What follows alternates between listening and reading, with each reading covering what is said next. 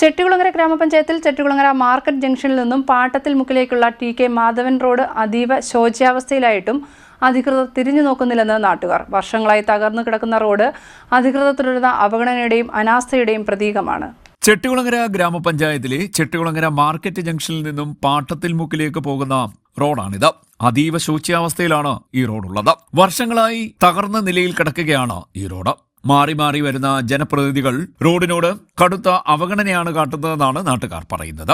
Kannamangalam LP school, anganwadi എന്നിവിടങ്ങളിലേക്കൊക്കെ പോകുവാൻ അധ്യാപകർക്കും വിദ്യാർത്ഥികൾക്കും ഈ റോഡല്ലാതെ മറ്റു മാർഗങ്ങളില്ല.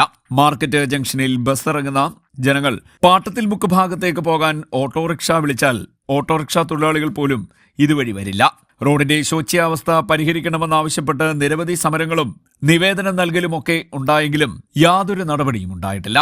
ഇതിനിടെ ജില്ലാ പഞ്ചായത്ത് 50 ലക്ഷം രൂപ റോഡിന് അനുവദിച്ചിട്ടുണ്ട് എന്ന് പറയുന്നെങ്കിലും സാങ്കേതിക കാരണങ്ങളാൽ നിർമ്മാണ പ്രവർത്തനം തടസ്സപ്പെട്ടിരിക്കുകയാണെന്നാണ് സൂചന.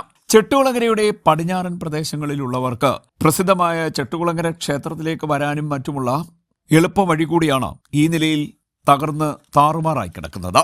റോഡിന്റെ ശോച്യാവസ്ഥ ഇനിയെങ്കിലും പരിഹരിച്ചില്ല എങ്കിൽ ശക്തമായ സമരം നടത്തുമെന്നാണ് നാട്ടുകാർ പറയുന്നത്. CDNet news, Kayamkulam.